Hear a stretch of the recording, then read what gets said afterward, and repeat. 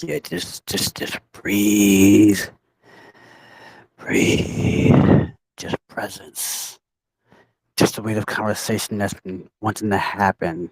Um, I open this episode with stillness because stillness is where truth sits before we disturb it. Uh, Tonight we're stepping into a topic people love to dance around but never actually face. A topic that shapes how we see each other, how we judge each other, uh, how we misunderstand each other. A topic that's been weaponized, softened, stretched, and distorted. Um, Race, more specifically, the lie that race somehow defines behavior, the myth that skin tone is a personality trait, the illusion that color predicts character. I want you to sit with that for a moment because if you really think about it, we built the entire social structures on assumptions that don't even make logical sense. We assign behaviors to colors like crayons in the box, but behavior is a language, a universal one. Like most people never learn how to translate it. They only learn how to stereotype it. Um, this episode isn't about blame. It's about clarity. It's about peeling back the layers of perception and asking, why do we keep painting behavior with racial brushes? I'm not here to preach. I'm just here to narrate the guide to challenge, to provoke thought without provoking chaos because chaos is easy. Order takes intention. And order is what we're building tonight. A structured conversation about truth, perception, and what really, really, really matters. You might feel uncomfortable. You might feel exposed. You might feel seen in ways you didn't expect. That's good though. Growth doesn't happen in comfort. I want you to listen not just with your ears, but with your patterns, with your habitats, with your assumptions, with the part of you that reacts before you think. Because that part of you, the reactive part, is where perception lies. And perception is where bias hides. Tonight, we're not running from that. We're walking straight into it. No shortcuts, no sugarcoating, no performative enlightenment. This is a conversation about human behavior stripped of racial costume, about personality without pigment, about truth without filters. And if you stay with me through this whole entire episode, you'll walk away with new lens, not a perfect one, but a clearer one. Okay? So inhale, exhale, let the noise of the world fade out for a moment. Let the smoke settle, let the gold shimmer rise. Welcome to the color of behavior. Let's begin.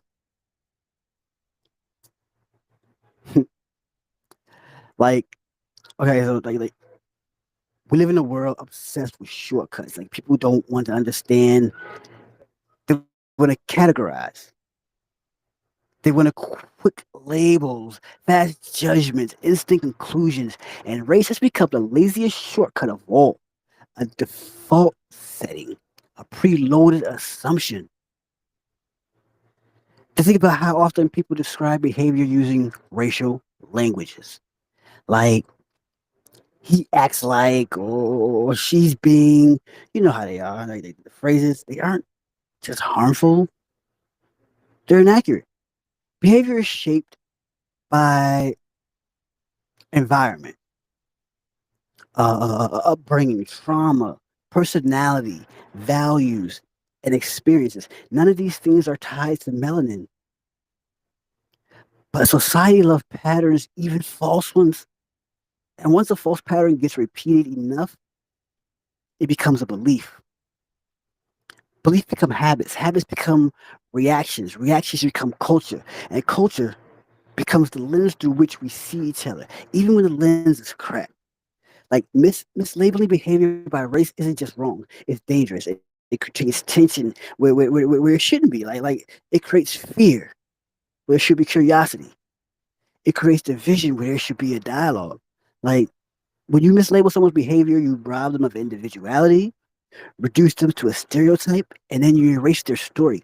And when you erase someone's story, you erase the possibility of connection.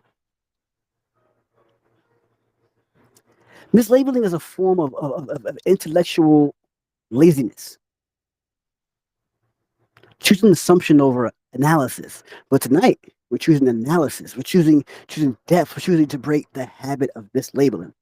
Because once you understand the real roots of behavior, you stop seeing people as categories and start seeing them as humans.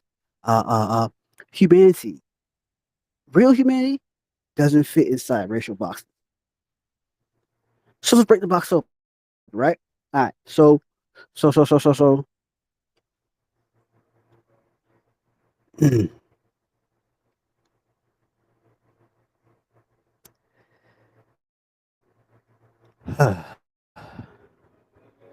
mm, it's it's wild. It's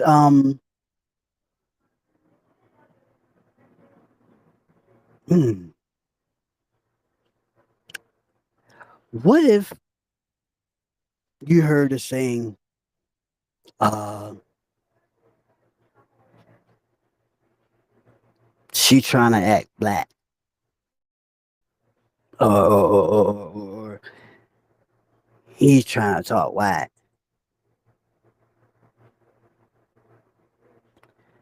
Where did personality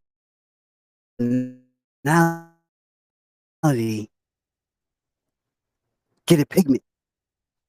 You feel me? Where did personality get a pigment? Period. Like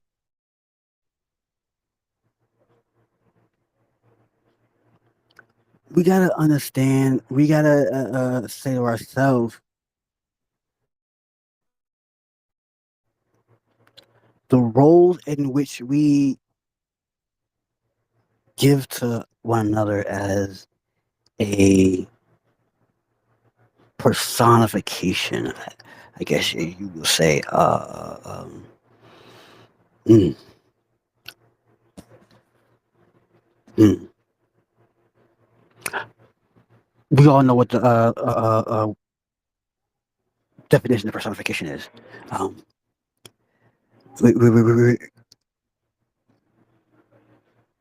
basically, if I were to say it in the black way, we're giving somebody a person that is not a person. You feel me? It's, but using that example makes it sound far fetched. Um,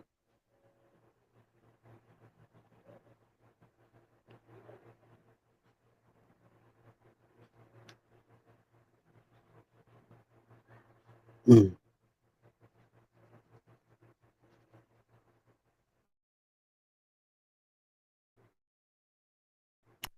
only personification if you're describing, I guess, the things in your book or something like that. I guess it's not really mm, a